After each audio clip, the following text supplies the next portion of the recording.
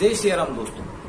आजकल आप कहीं भी नजर फैला करके देखोगे तो एक राष्ट्रीय स्वयंसेवक संघ को गाली देने की होड़ दिखेगी। कोई कहता है नहीं मैं आपसे अच्छी गाली दे सकता हूँ, कोई कहता है मैं आरएसएस को बर्बाद कर सकता हूँ, कोई कहता है मैं आरएसएस को बिल में बांट सकता हूँ। अच्छा, अच्छी बात यह है कि वो लोग जानते नहीं है कि आरएसएस क्या है, वो लोग जानते नहीं है इसकी कार्यशैली क्या है।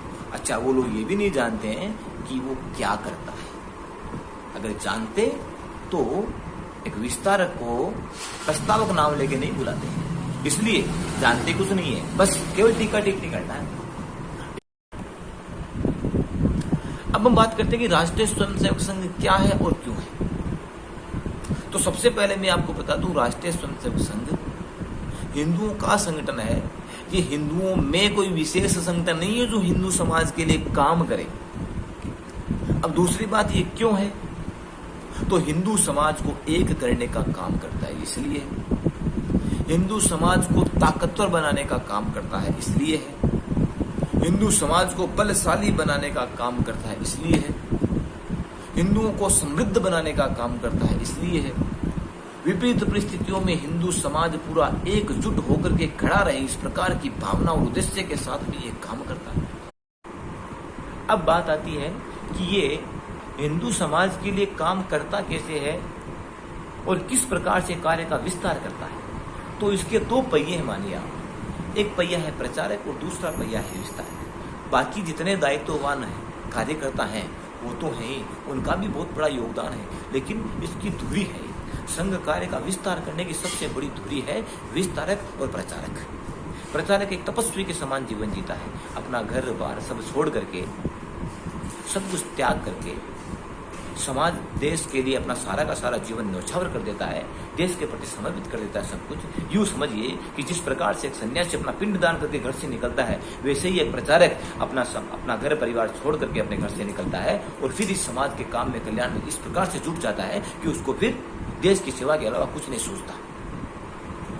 और जो विस्तारक है वो संघ कार्य के विस्तार के लिए जहां जहां उनको दायित्व मिलता है कि यहाँ पे संघ के कार्य विस्तार होना चाहिए, वहां पे हमारा हिंदू संगठन कमजोर पड़ रहा है, आप वहां पे जाइए, अपनी जिम्मेदारी को संभालिए।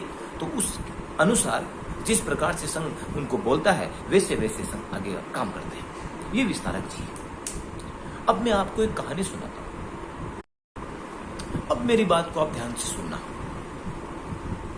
ये जो विस्तारक होते हैं उनमें ज्यादातर बच्चे रहते हैं, 12 साल, 15 साल, 16, 18, 20 साल तक के बच्चे। उनको जहां जहां संघ बोलता है वहां वे जाके अपनी पढ़ाई भी चालू रखते हैं और संघ कार्य का विस्तार भी करते हैं।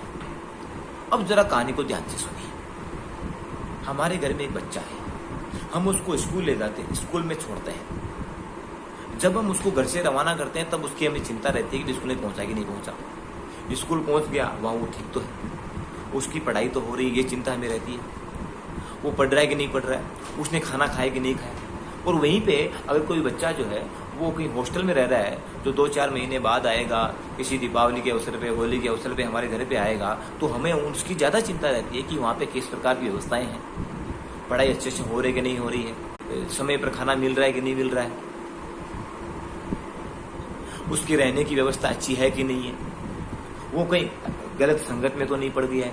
ये सारी चिंताएं माँ बाप को रहती है। और वो क्यों पढ़ाते हैं, क्यों भेजते हैं अपने बच्चे को, ताकि मेरा बच्चा जो है वो सक्सेस हो सके, मेरा बच्चा पढ़ लिख सके, कल को कोई काम करे तो 2 रुपए की आमदनी हो, तो कहीं ना कहीं बच्चा स्टेबल होगा तो परिवार भी कहीं ना कहीं उसका भी अपना एक निजी स्वार्थ रहता है कि हाँ मेरा बच्चा अगर सुरक्षित हो जाएगा तो मेरा परिवार भी व्यवस्थित हो जाएगा, कोई दिक्कत नहीं है। इस प्रकार की भावना सबके मन में रहती है। अब इस कहानी को आगे बढ़ाते हैं।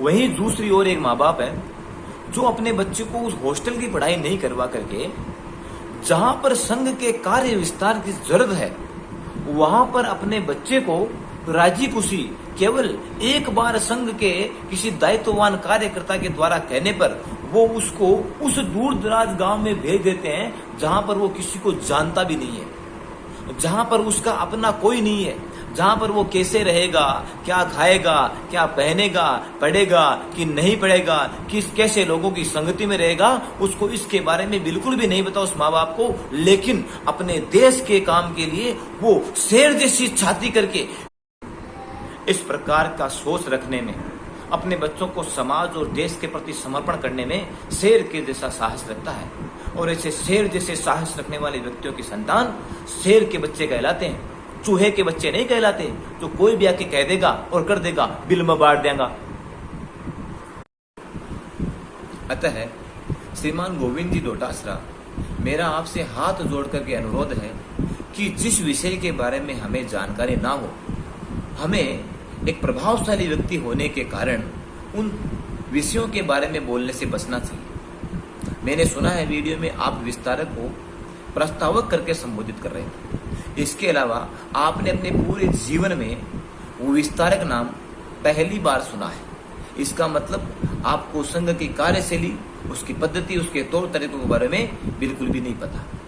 अब रही बात वो विस्तारक क्यों आए हैं आपके वहां पे, क्या कर रहे हैं, तो आपसे मेरा अनुरोध है कि आप कभी उनको अपने घर बुलाइए। इतने लोग आपसे मिलने आते हैं, कभी उनको आप न्योते पे बुलाइए, किसी विषय पर उनसे चर्चा कीजिए और उनके भावों को समझिए कि देश के प्रति उनके किस प्रकार के भाव हैं, उनको जानने की कोशिश कीजिए। तब जाकर के हमको पता चलेगा कि वो किसी दूसरे के लिए काम नहीं कर रहे, वो हमारे लिए काम कर रहे हैं, वो आपके लिए काम कर रहे हैं, पूरे हिंदू समाज के लिए काम कर रहे हैं। उनमें अपना किसी प्रकार का निजी स्वार्थ नहीं है, वो ऐसे ही दुपट्टा डाल के नहीं घूम रहे हैं, घर घर जाकर के अलग नहीं जगा रहे हैं, केवल और केवल हिंदू समाज का संगठन कर रहे हैं। बाकी आप समझदार हैं। बहुत बहुत धन्यवाद।